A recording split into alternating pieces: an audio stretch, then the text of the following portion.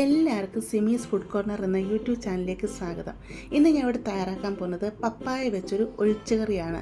ചോറിൻ്റെ കൂടെ ഈ ഒരു കറി മാത്രം മതി, നമ്മൾ വയറ് നിറച്ചും ചോറ് കഴിക്കും. അത്രയ്ക്കും ടേസ്റ്റുള്ള എളുപ്പത്തിൽ ഉണ്ടാക്കാൻ പറ്റുന്ന നല്ലൊരു കറിയാണ്. നമുക്ക് പപ്പായ വെറുതെ കിട്ടുന്ന ടൈമിൽ നമ്മൾ വെറുതെ അത് കളയാതെ ഇതുപോലൊരു കറി നിങ്ങൾ തീർച്ചയായിട്ടും ഒന്ന് ഉണ്ടാക്കി നോക്കണം. നിങ്ങൾക്ക് തീർച്ചയായിട്ടും ഈ കറി ഇഷ്ടപ്പെടും, അത്രയ്ക്കും ടേസ്റ്റാണ്. ഇതെങ്ങനെ ഉണ്ടാക്കണമെന്ന് നോക്കാം. ഇവിടെ ഞാൻ ചെറിയൊരു ഓമയ്ക്കാണ് ഓമയ്ക്ക കറി വെക്കാൻ വേണ്ടി എടുത്തിരിക്കുന്നത്.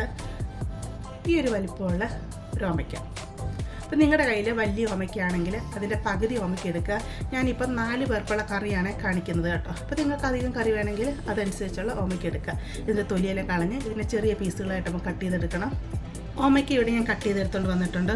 ഒത്തിരി വലിയ പീസുകളായിട്ടല്ല, എന്നാൽ ഒത്തിരി ചെറിയ പീസുകളുമായിട്ടല്ല, ഈ ഒരു രീതിയിലാണ് കട്ട് ചെയ്തെടുത്തിരിക്കുന്നത്.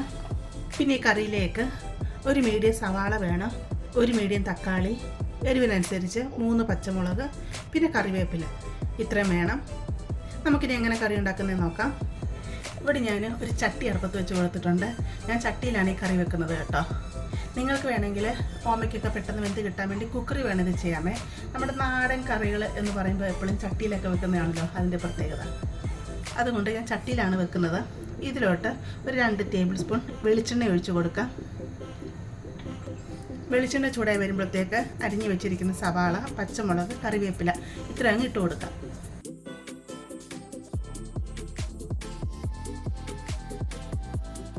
സവാളയൊക്കെ ഇവിടെ നല്ലതായിട്ടൊന്ന് വഴണ്ട് വരണം. അതുവരെ നമുക്കിതിനെ ഒന്ന് വഴറ്റിയെടുക്കാം. സവാളയൊക്കെ വഴണ്ട് വന്നിട്ടുണ്ട്. ഇത്ര വരെ വഴണ്ട് വന്നാൽ മതി. ഇതിലോട്ട് തക്കാളി അങ്ങിട്ട് കൊടുക്കാം. കുറച്ച് ഉപ്പ് അങ്ങിട്ട് കൊടുക്കാം. അപ്പോൾ തക്കാളി പെട്ടെന്ന് അങ്ങ് സോഫ്റ്റായി കിട്ടും. തക്കാളി ഒന്ന് വഴണ്ടൊന്നും വരണ്ട, നല്ലതായിട്ടൊന്ന് സോഫ്റ്റായി വരണം. തക്കാളി വലിയ പീസായിട്ട് തന്നെയാണ് കട്ട് ചെയ്തിട്ടേക്കുന്നത് കേട്ടോ. അങ്ങനെ ഇട്ടാൽ മതി. ഇതൊന്ന് സോഫ്റ്റായി വരട്ടെ.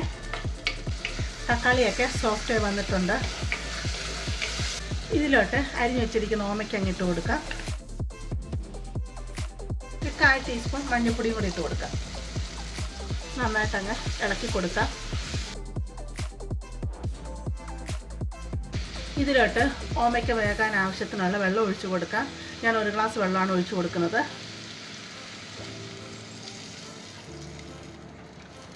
നല്ലതായിട്ടങ്ങ് ഇളക്കി കൊടുക്കാം. നമുക്കിതിനെ അടച്ചു വെച്ച് ഓമയ്ക്ക നല്ലതായിട്ട് വേവിച്ചെടുക്കാം. ഓമയ്ക്ക വേകുന്ന സമയം കൊണ്ട് അതിന് വേണ്ട അരപ്പ് റെഡിയാക്കി എടുക്കാം. അതിന് വേണ്ടി ഞാൻ ഇവിടെ ഒരു 1/2 കപ്പ് തേങ്ങ എടുത്തിട്ടുണ്ട്. ഒരു 5 ടേബിൾ സ്പൂൺ തേങ്ങയാണ് എടുത്തിരിക്കുന്നത്. ഇതിലോട്ട് ഒരു 4 കൊച്ചുള്ളി ഇട്ട് കൊടുക്കാം. 1/4 ടീസ്പൂൺ മഞ്ഞൾപ്പൊടി ഇട്ട് കൊടുക്കാം. മഞ്ഞൾപ്പൊടി നമ്മൾ ഓമയ്ക്കയിൽ ഇട്ടിട്ടുണ്ട്. ഈ അരപ്പിലും ഇച്ചിരി മഞ്ഞൾപ്പൊടി ഇട്ട് കൊടുക്കാം. 1/2 ടീസ്പൂൺ കാശ്മീരി ചില്ലി പൗഡർ ഇട്ട് കൊടുക്കാം. നമ്മൾ എരിവിന് പച്ചമുളക് ഇട്ടിട്ടുണ്ട്. അപ്പോൾ ഞാൻ അരപ്പിന് ചേർക്കുന്നത് കാശ്മീരി ചില്ലി പൗഡറാണ്. 1 ടീസ്പൂൺ മല്ലിപ്പൊടിയും കൂടെ ചേർത്ത് കൊടുക്കാം. 1 തണ്ട് കറിവേപ്പിലയോട് ഇട്ട് കൊടുക്കാം. കുറച്ച് വെള്ളം കൂടെ ഒഴിച്ച് കൊടുത്ത് നല്ലതായിട്ട് ഇതിനെ അരച്ചെടുത്തുകൊണ്ട് വരാം. ഓമയ്ക്കൊക്കെ നല്ലതായിട്ടോട് വെന്ത് വന്നിട്ടുണ്ട്. വെന്തങ്ങ് ഉടഞ്ഞു പോകേണ്ട ആവശ്യമൊന്നുമില്ല കേട്ടോ. വെള്ളമെല്ലാം വറ്റിയും വന്നിട്ടുണ്ട്. ഇതിലോട്ട് അരച്ച് വെച്ചിരിക്കുന്ന അരപ്പങ്ങ് ചേർത്ത് കൊടുക്കാം. മിക്സി കഴുകിയെടുത്ത് കുറച്ച് വെള്ളം കൂടെ ഒഴിച്ച് കൊടുക്കാം. ഇളക്കി നോക്കാം.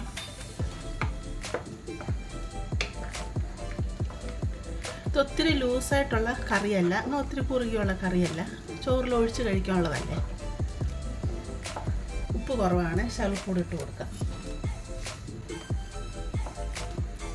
നല്ല ടേസ്റ്റുള്ള കറിയാട്ടോ. ഈ കറി മാത്രം മതി ചോറ് കഴിക്കാനായിട്ട്. ഇത് ചോറിലോട്ടാണ്ട് ഒഴിച്ച് കഴിച്ചാൽ നല്ല ടേസ്റ്റാണ്. ഓമയ്ക്കൊക്കെ പല ഗുണങ്ങളുള്ളതല്ലേ.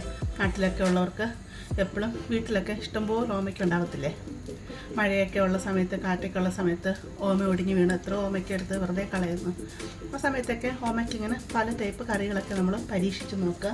അപ്പോൾ ഇങ്ങനെ നിങ്ങളൊരു കറി ഉണ്ടാക്കി നോക്കുക, നിങ്ങൾക്ക് തീർച്ചയായിട്ടും ഇത് ഇഷ്ടപ്പെടും. ഈ കറി നല്ലതായിട്ട് തിളച്ച് വരേണ്ട ആവശ്യമില്ല.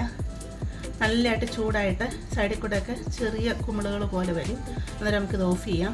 അതുപോലെ ഞാൻ ഒരു കാര്യം പറയാമേ, നിങ്ങൾക്ക് എൻ്റെ വീഡിയോസ് ഇഷ്ടമാണെങ്കിൽ, ആദ്യമായിട്ട് കാണുന്നവരാണെങ്കിൽ ഒന്ന് സബ്സ്ക്രൈബ് ചെയ്തൊന്ന് സപ്പോർട്ട് ചെയ്യണേ. പിന്നെ അടുത്തുള്ള ഒരു ബെല്ലൈക്കണുണ്ട്, ഓളെന്നുള്ളത്, ആ ബെല്ലൈക്കണും കൂടെ ഒന്ന് പ്രസ് ചെയ്തേക്കണേ. എന്നാൽ മാത്രമേ ഞാൻ ഇടുന്ന വീഡിയോസ് എനിക്ക് നോട്ടിഫിക്കേഷൻ ലഭിക്കത്തുള്ളേ. അതുപോലെ നിങ്ങൾ ലൈക്ക് ചെയ്യാൻ മറക്കരുത്. വീഡിയോ ഇഷ്ടപ്പെടുകയാണെങ്കിൽ തീർച്ചയായിട്ടും നിങ്ങളൊന്ന് ലൈക്ക് ചെയ്യണേ. അതുപോലെ നിങ്ങളുടെ ഫാമിലിയിലോട്ടും ഫ്രണ്ട്സിലോട്ടൊക്കെ ഒന്ന് ഷെയർ ചെയ്ത് കൊടുക്കണേ. നമ്മൾ മീൻകറി വെക്കത്തില്ലയോ, തേങ്ങ അരച്ചിട്ടുള്ള മീൻകറി, ആ മീൻകറിയുടെ ചാറിനൊക്കെ വരുന്നൊരു ടേസ്റ്റില്ലേ, ശരിക്കും അതിൻ്റെ ഒരു ടേസ്റ്റാണ് ഇതിന്. ചാറിനൊക്കെ അതിനേക്കാളും ഒരു പ്രത്യേക ഒരു ടേസ്റ്റ്, നല്ല ടേസ്റ്റുണ്ട് ഇതിന്. കറിയുടെ സൈഡിൽ കൂടെയൊക്കെ കുമിളുകൾ വരുന്നുണ്ട്. തീ അങ്ങ് ഓഫ് ചെയ്യാം. ചട്ടിയിലല്ലേ, നല്ല ചൂടായിട്ടിരിക്കുകയാണ്. തീ ഞാൻ ഓഫ് ചെയ്തേ. ഇത്രയും ലൂസുള്ള കറിയാണ്. അധികം ലൂസ് വേണ്ട, ലൂസായി കഴിഞ്ഞാൽ അത്രയും ടേസ്റ്റ് വരത്തില്ല. ഇനി നമുക്ക് ഇതിലോട്ട് ശകലം ഉലുവ പൊടിച്ചത് ഇട്ട് കൊടുക്കാം. ഉലുവ 1/4 ടീസ്പൂണിനേക്കാളും കുറച്ചും കൂടെ കുറച്ച് ഇട്ട് കൊടുത്തത് കേട്ടോ, അല്ലെങ്കിൽ കയ്പ്പ് വരത്തില്ലേ. ഞാൻ വറുത്ത് പൊടിച്ച ഉലുവയായിട്ടാണ് ഈ സമയം ഇട്ട് കൊടുത്തത്. അതല്ലെങ്കിൽ നമ്മളിനി കടുക് വറുക്കുന്നുണ്ട്. അന്നേരം നിങ്ങൾക്ക് വറുത്ത് പൊടിക്കാത്ത പച്ചയ്ക്ക് പൊടിച്ച ഉലുവ പൊടിയാണെങ്കിൽ ആ കടുക് വറുക്കുന്ന ടൈമിൽ ശകലം ഇട്ട് കൊടുത്താൽ മതി. ഇനി നമുക്കിതിലോട്ട് കടുക് പൊട്ടിച്ചിടാം. അതിനുവേണ്ടി ഒരു പാത്രം അടുപ്പത്ത് വെച്ച് കൊടുത്തിട്ടുണ്ട്. പാത്രം ചൂടായി വരുമ്പോൾ വെളിച്ചെണ്ണ ഒഴിച്ച് കൊടുക്കാം. 1 ടേബിൾ സ്പൂൺ മതി. വെളിച്ചെണ്ണ ചൂടായി വരുമ്പോഴത്തേക്ക് ഇതിലോട്ട് ശകലം കടുക് ഇട്ട് കൊടുക്കാം. കടുക് പൊട്ടി വന്നിട്ടുണ്ട്. തീ അങ്ങ് ഓഫ് ചെയ്യാം. ഇതിലോട്ട് 2 പച്ചമുളക് ഇട്ട് കൊടുക്കാം.